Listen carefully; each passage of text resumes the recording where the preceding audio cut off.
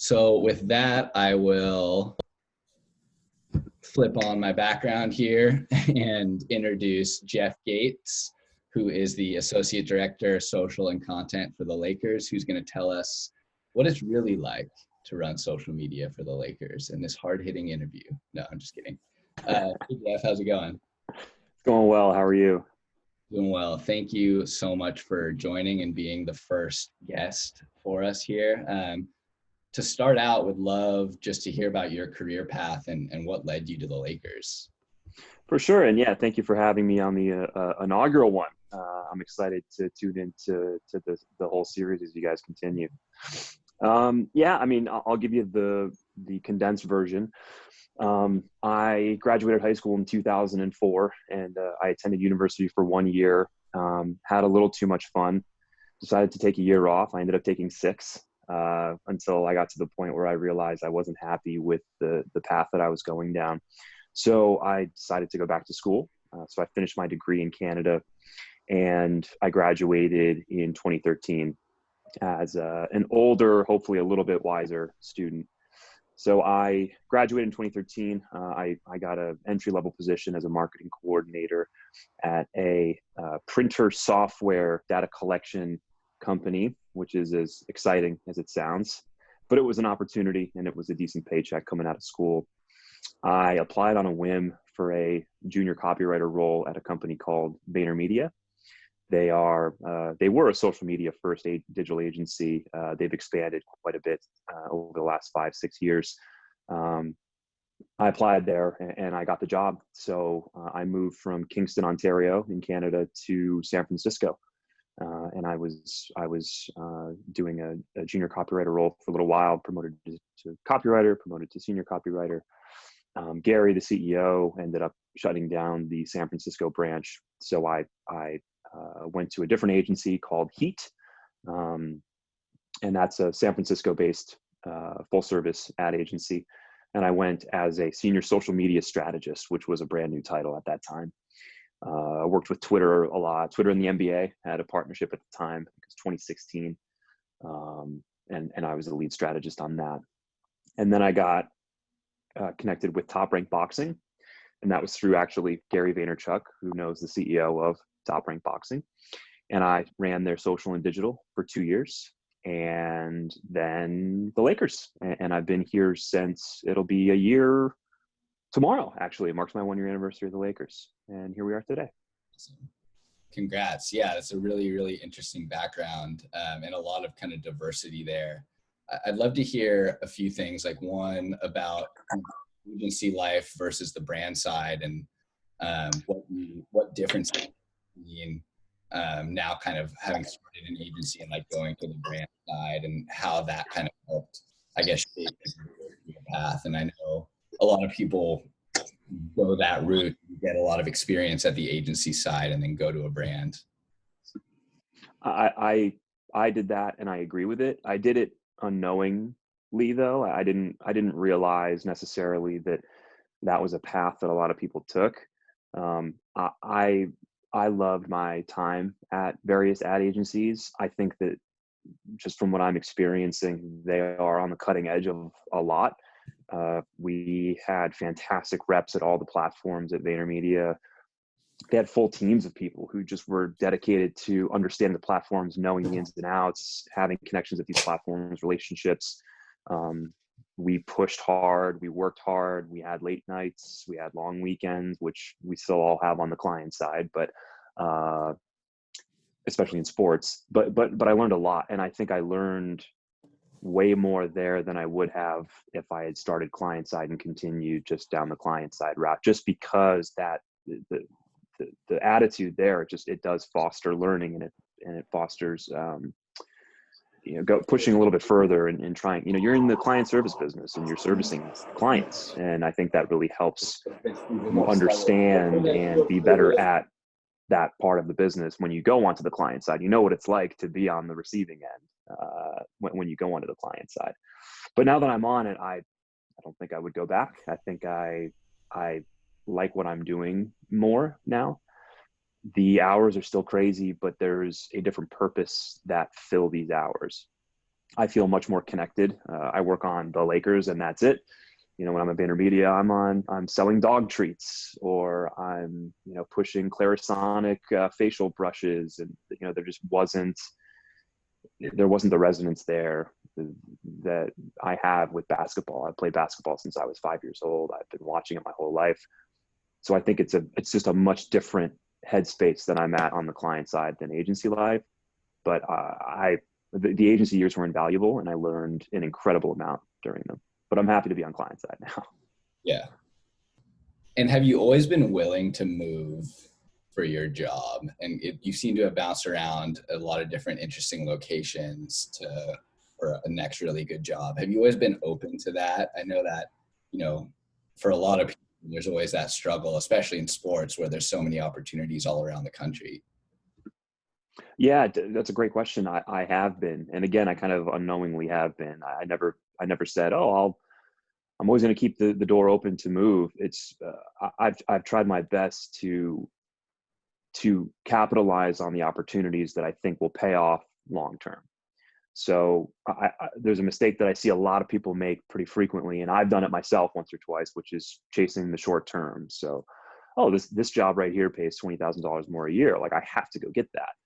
Not necessarily.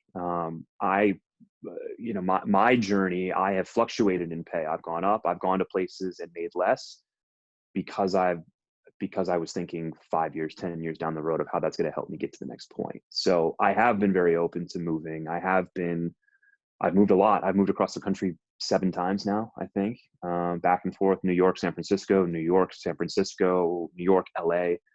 So I've done it a lot. And then at Top Rank, I was traveling every other week for fights. You know, we were the roaming circus, the traveling circus.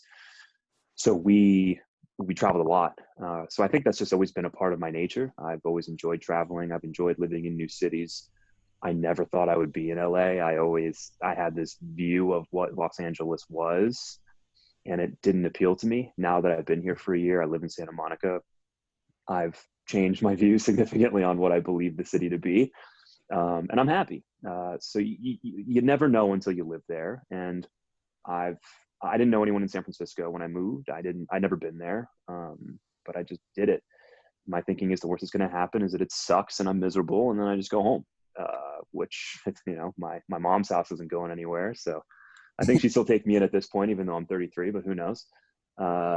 So yeah, I've been super open to moving. It's been great. I do miss my family. I do miss being close to them, but this is what I know that I have to do. Yeah, LA takes a little bit of time to get used to, but you end up loving it more and more the more time you're there. So coming to the Lakers, you know, you mentioned that you grew up a basketball fan, you play basketball. I'm sure it was a dream come true to work for a team like the Lakers.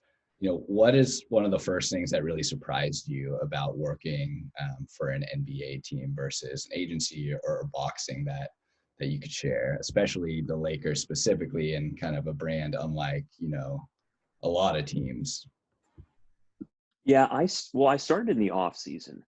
So we didn't make the playoffs last year.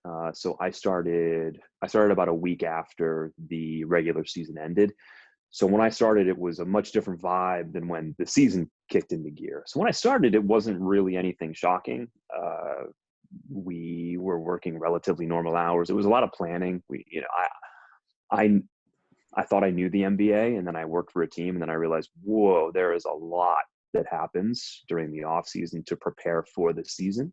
And there's just a lot of stuff that happens in the off season that you need to deal with at the moment. Summer league, draft, you know, all that stuff. They're important tentpole moments for all these teams. So there wasn't a huge culture shock at first. Then the guys started coming in, and the way that the Lakers HQ is set up is our business ops and our basketball ops are in the same building. And it's kind of a big, yeah, you've been there. It's kind of a big square, and right dead in the center is the basketball court, which is where the Lakers practice. It's where they work out. So everything happens out of that building except for our games, which take place at Staples. I think the most shocking thing to me was just I could just walk out on the little ledge, and there's, you know, LeBron James and Anthony Davis and Kyle Kuzma and they're right there. And you know, we're professionals and we act accordingly, but inside I'm fanning out. I'm like, this is really cool. And I've tried to make sure that I don't lose that attitude, and I try to go in every day and remind myself that I should be grateful for this. It's really easy to get jaded, and you fly on the player uh, charter, and it just becomes your day to day. You're like, oh yeah, these guys are here. I do think it's important to remind yourself that this is not normal, and this is, you know, we have the opportunity to see a way of life that not many people get a chance to see. So, of course, be professional, but you know, I come home at night and I'm like, wow, this is a pretty unique opportunity to be a part of a franchise, especially at this time. And then working for a brand from a branding perspective, like the Lakers, yeah, I mean, it's outside of my love for sports and basketball, just it's a dream to be a part of a brand that has such recognition. Now, as a basketball fan, I've always thought that the Lakers had rested on their laurels a little bit, and this is nothing, you know. This is something I've always felt, in that, you know, I brought this feeling into the organization, and I think a lot of my colleagues had the same approach too. And we've tried to shift that and rock it a little bit and say, you know, listen, there's some things that are happening out there that we can do that are going to move the needle, that are going to really engage our fans. So I think I was a little shocked at you know, the just amount of fans that there were, and the amount of, you know, you put something out there and boom, it goes, for good, bad, or indifferent. So that was shocking. And I remember, I don't post very much, but on the first few times I did, I was so scared. It's like, is this the right account? Is there a typo? Like, you know, it's going out to a lot of people.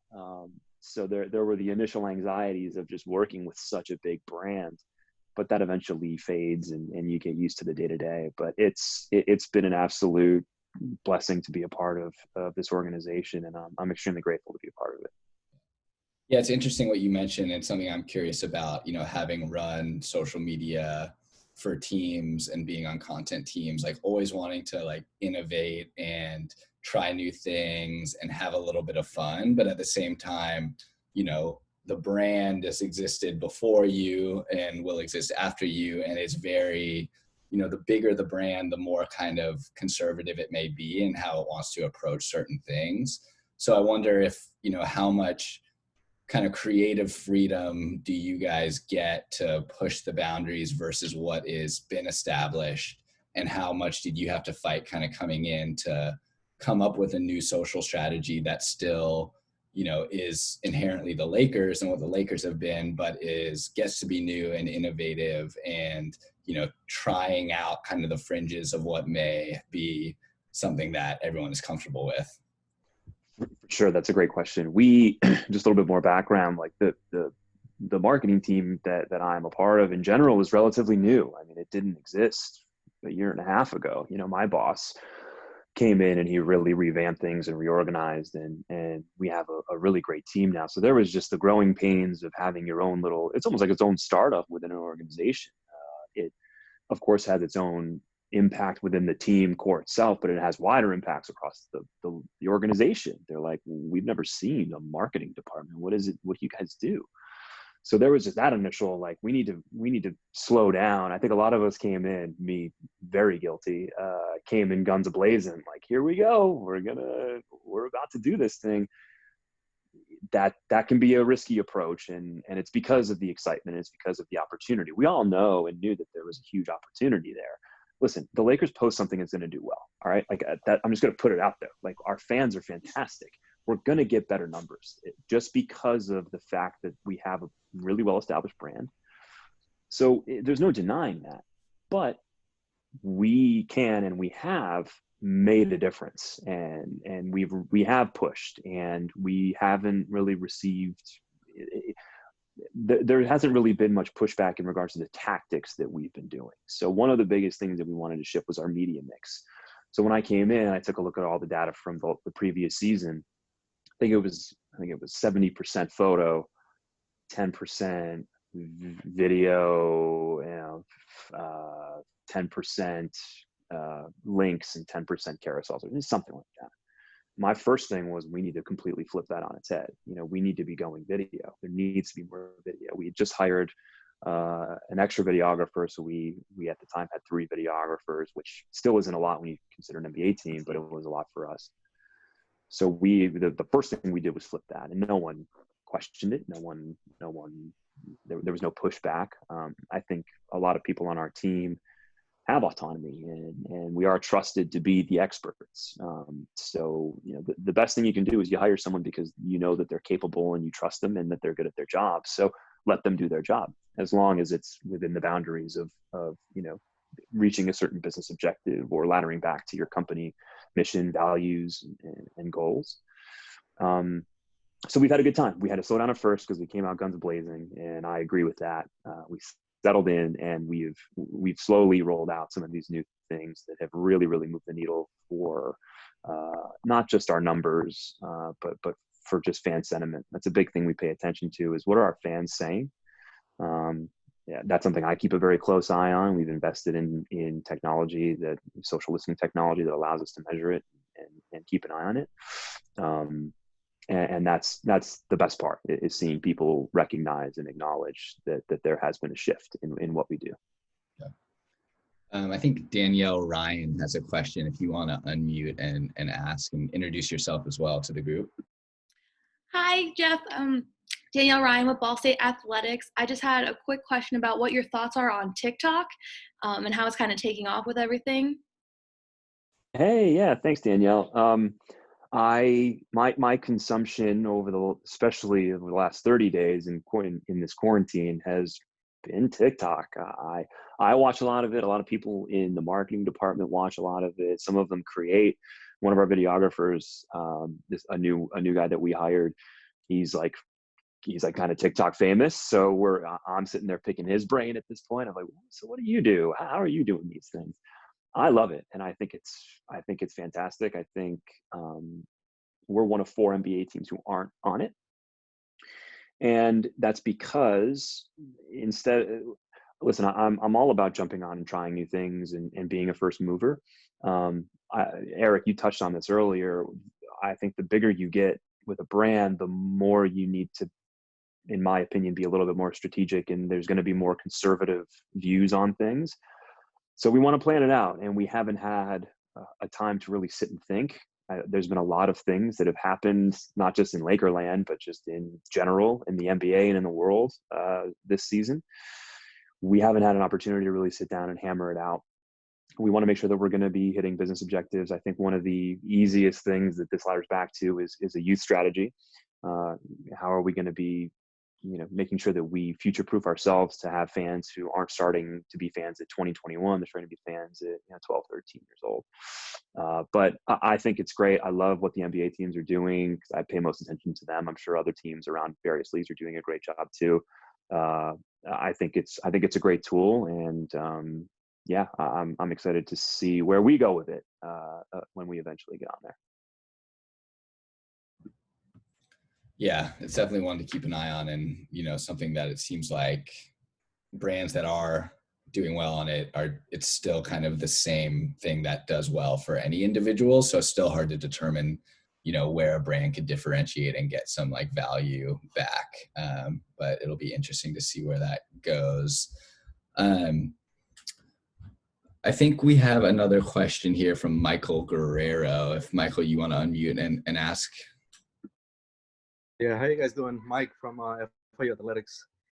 I wanted to ask you mentioned earlier about the Laker brand doing well no matter what you kind of like post out there. So what's the line of knowing you're doing something different, where you could tell the difference that it's not just the brand, but it's something new that you're doing? Yeah, great question. Thanks, Mike. I love your background too. That's awesome. That's a great question. So, we came into the season, we had benchmarks. I know league-wide, the NBA sends out, and they're fantastic about their involvement with data collection and analytics. They do a wonderful job.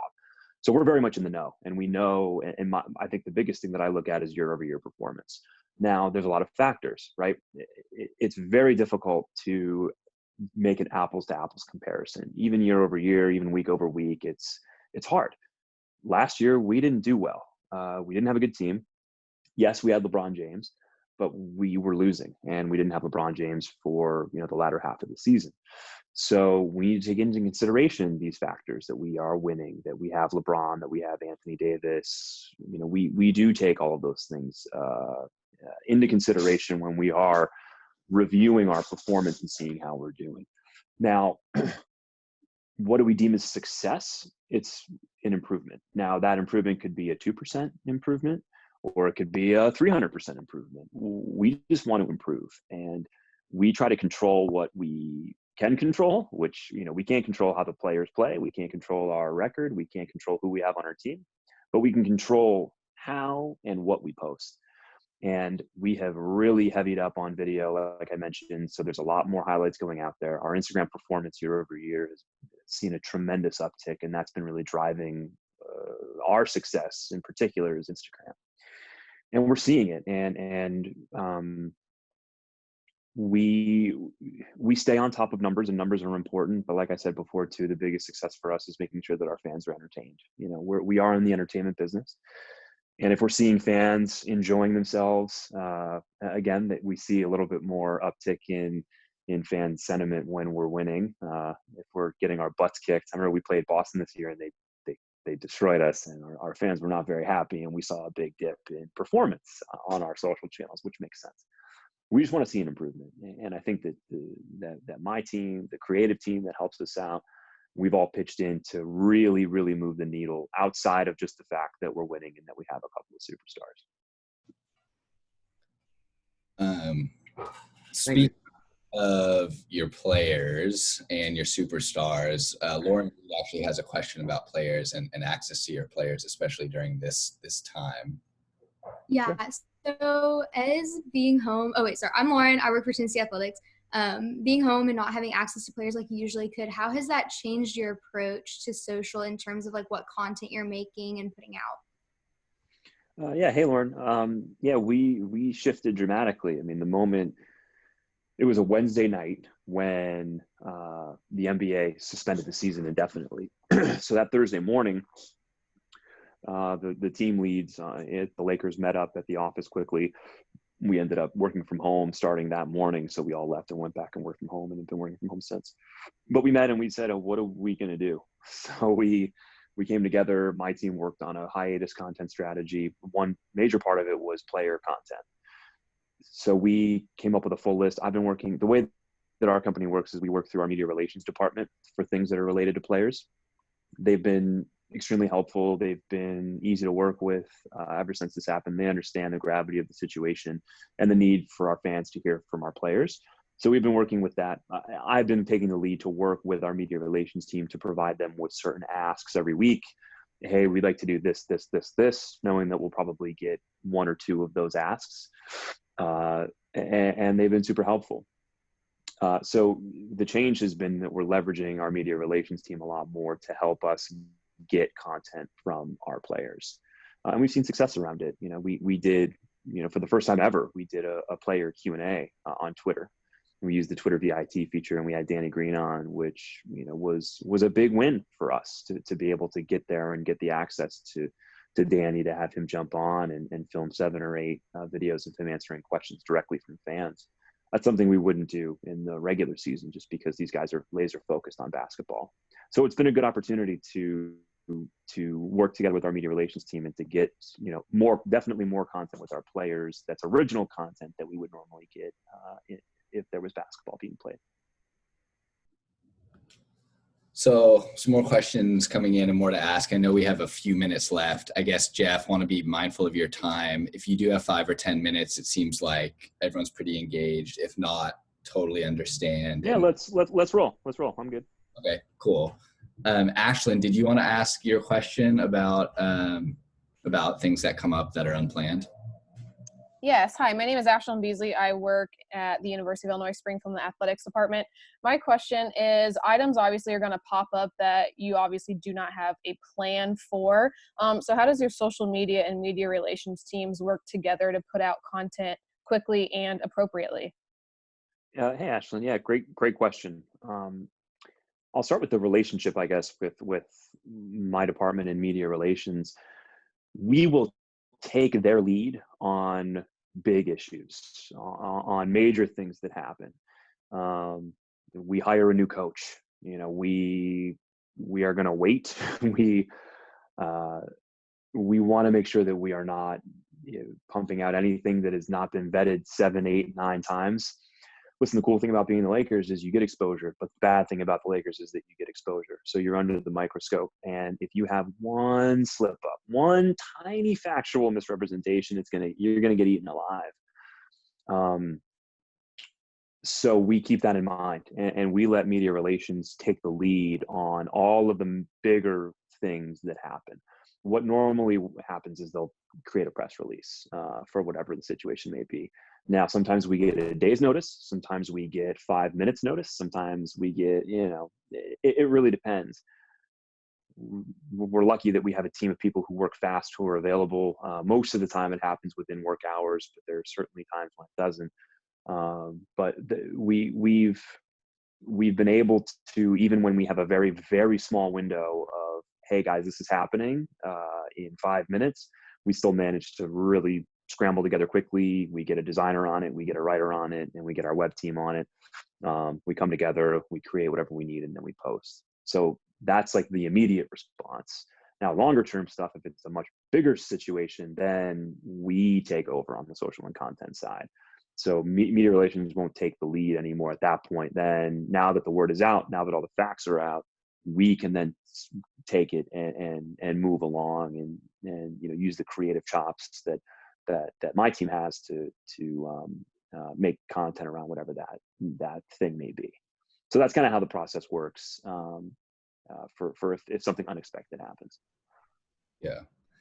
Yeah, and I think it was a pretty unanimous consensus that you guys handled the situation this year with the untimely death of Kobe and his daughter, and how insanely tragic that was, and how impossible of a situation that was for you as an organization, and how you even go about posting on social or getting some semblance of like a normal routine back, while also like honoring Kobe and what happened. And as a Laker fan personally, not only did it come off as like super respectful how you guys handled it, but also like really cathartic to like a fan base who kind of needed that at that time.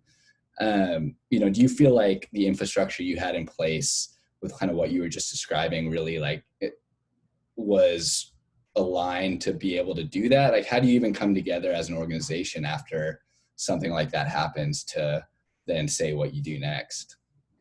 Yeah, for sure. I mean, talk about unplanned moments in time. I mean, I was sitting in my apartment and I'd just gotten back from a bike ride, and I looked at the TV and was like, what? And then all of a sudden there's texts and thank you.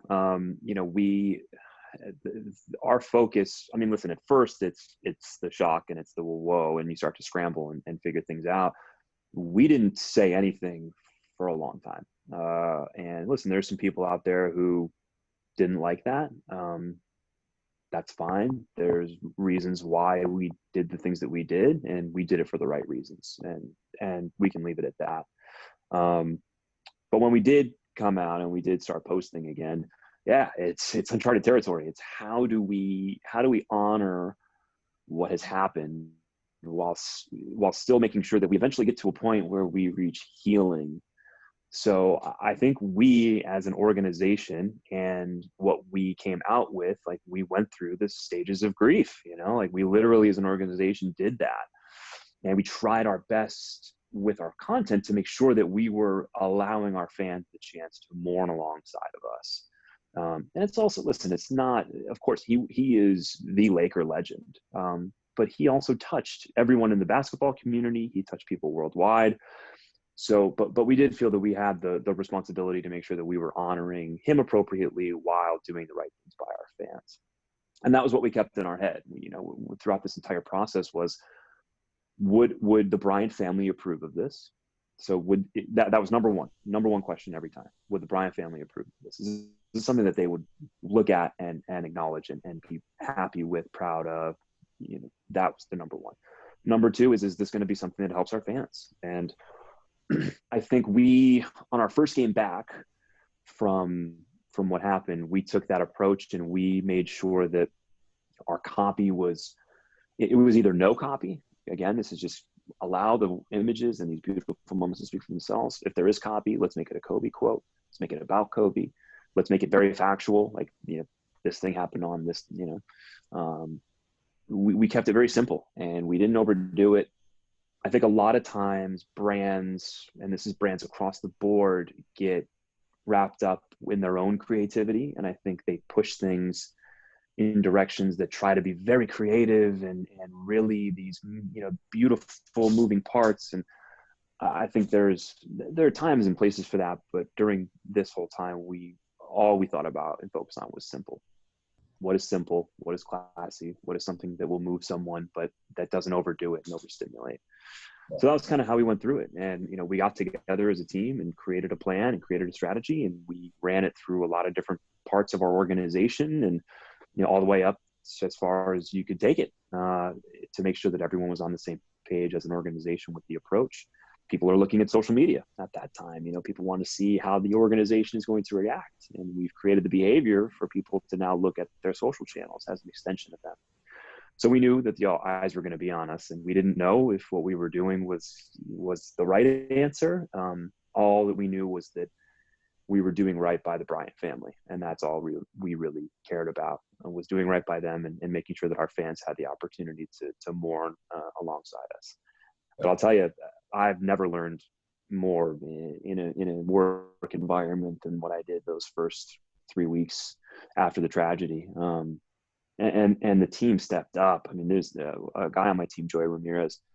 He works the Lakers. He's our digital content manager. He's also just a Laker fan. I mean, he's been a Laker fan his whole life. This guy knows. He's the one who's spearheading our best stuff content right now. So you'll see that we're going back and we're doing all these archival deep dives, and we're coming up with these moments from past matchups. He just knows everything there is to know about the history of this team. So having a brain like that, a part of your team, he can pull these moments that a lot of fans don't remember. Of course, everyone remembers the lob to Shaq. Like, of course. He went in, this is before the tragedy. It was Kobe Day, Mamba Day. And he went in and he did an entire thread about Kobe being Kobe. And it was none of the bigger moments that happened. It was like Chris Rock joking with him on the sideline and laughing. And then the camera slowly panned over and it's Kobe just locked in the zone, not making an expression. Like, he just knows these things. So having a brain like that on the team really allows us to go back and bring back these beautiful memories that our fans may have forgotten about because they weren't the big poster moments. Yeah. Was he behind the split screen with LeBron's dunk and Kobe's dunk and how similar they were? that was a videographer, actually. His name's Josh Williams, and he just had like this again. And Josh he is always in our archival footage. And again, these guys they have this muscle memory in their brain of remembering these things. And he went back and looked and was like, oh yeah, that is a mirror image. And then next thing you know, I mean, it took off because and again, it's the perfect storm. It's not one thing that made that video beautiful. It's 7 different reasons why that video worked. It's timing, it's contextual, it's remembering a legend, it's passing the torch, it's LeBron, everything came together on that piece of content to really resonate with fans. I remember when I first saw it, my jaw hit the floor. I was like, how did you know that, man? But we're finding the fans, they love it. When you can find these little nuggets, people go crazy. They'll outperform any original content you do, any backstage interview. These moments that these guys can dig up, it beats out that stuff every time. Totally. So we'll have another question in here, and then I'll ask you one more, and then we'll cut this because I know we're already over time. But Morgan Esters, did you want to unmute and ask your question about hiring? Yeah. Hi, Josh. Geoff, I'm so sorry. So All good. What do you think are the most important qualities in a candidate for a marketing position or a social media position in a professional sports organization? Wow. Great question. I think the further along in my career that I get, I think the one word that comes into my mind more often as time goes by is dependable. Um, if you have someone on your team who you know is going to do the job, you don't have to worry about. You don't have to. And listen, a big part of my role is mentorship. I'm a manager. I manage people, and that's part of my job. And I want to foster a good path for my employees, and I want to set them up for success. But if you can, from a quality standpoint, if you can be dependable and you raise your hand and you say, hey, listen, I can take that on, or hey, do you have anything on your plate? Like, let me take that. That does it for me. If you can make your direct reports job easier, you are in a very good place. And I try to do that with my boss. Like, my boss, Mitch, is the VP of marketing. I try to make his life easier. Hey, is there anything I can take off your plate? Hey, I proactively did. What do you think? I'll come to him with already thought out responses and opinions. I won't say, hey, what do you think we should do here? I try to do my best to say, hey, this is what I think we should do here. Do you agree with that? Disagree with that? So there's that proactivity portion of things. Now, you notice I didn't say anything about social media experience or marketing experience, because I do think that those human qualities are the most important. And listen, you can learn marketing, you can learn social media. You just sit on your phone and go through Instagram 8 hours a day, 7 days a week, and you'll learn it. But it's much harder to learn how to be a proactive worker and how to be a dependable worker and hit your deadlines and come through in the clutch and raise your hand. That stuff is much harder. So those are some of the questions that I ask if I'm interviewing someone. Not in that way. I ask it in a bit of a roundabout way. They hopefully get that answer. But that's big. And then just real world experience. If you have experience, not necessarily sports, live events, I think. I've done a lot of different live events. I worked for Tennis Canada. I worked for Top Rank, which is boxing. And those are sports, but I think if you work in concerts, if you work at festivals, that is all live experience. So you don't have to necessarily work in an NBA team to get a job here, but I do want to see that you have live event experience, because it's a way different beast than your run of the mill CPG marketing campaign. There's a lot that goes into live events. We just talked about things happening that you can't prepare for. Every game, it's things that are going to happen that you can't necessarily prepare for. So I think that would be another tangible thing that you could have on your resume that will really help you get seen in the sports industry, is having live event experience. Yeah, and that's a good transition too, as you talk about how hard it is to prepare for live events, with this. And this will be the last question, Geoff, and we'll let you go. And you could see I changed my background here to our schedule of coming. Nice. Yeah, we got this Zoom thing on lock. I just need a green screen behind me to make this look a little crisper. How are you preparing, if at all, now for when stuff comes back? If there is a playoff and a shortened one, or if it's going to be next season, or is it so nebulous that at this point it's just kind of diving into the throwback content until you hear otherwise? Yeah, great question. Again, we couldn't prepare for a pandemic to take over the world, so here we are. Our situation is no different than any other NBA, any other sport league, any theater, Broadway. We're all in the same boat here. We are a part of, our value prop is getting fans into a very tightly packed room and getting them to cheer. So at first we needed to have a content strategy that was specific for the hiatus. We've done that, and we're cruising. So now, we are shifting, and there's a lot of variables. And part of the job too is understanding that you may have to plan for 5 scenarios, and only one scenario is going to come to fruition. And just be okay with the fact that, yes, if you spent 3 weeks total on this bigger project, 3 days of that were only dedicated to the one thing, and then the rest of the time was dedicated to something that's never even going to see the light of day. That's just how it has to be. because who knows what's going to happen. Now we can guess and we can look at what everyone's saying. We take it day by day, but we don't know. So that's what we're doing. I mean, we are preparing for every situation that we think could possibly happen. And we're hoping that it's one of those situations. We hope we don't miss one. But it's coming up with that, and it's figuring out how are we going to message fans, how are we going to handle it, what are we going to do for content. I think it's a lot easier if we have games and we just say, hey, we're back, and then everyone's going to be happy and we post game content. So I think that's going to be a much simpler solve than if we have to deliver some bad news. That's one that I really want to work on and dedicate the most time to, even if that's not the one that happens. I think it's important that we nail that one. If we slip up a little bit on the, games are coming back, it's fine. Fans are going to be pumped. But if we deliver the bad news, we need to make sure that we have all of our ducks in a row. So we're working on it, as I'm sure every other team, every other live event venue is doing right now. It's situational analysis, and it's making sure that you have a plan A, B, C, D, E, and F.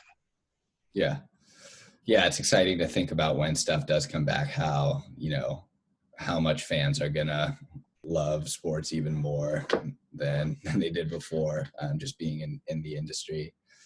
Well, thank you, Geoff. Thanks for going 15 minutes over and being you will forever be the first guest of No Off.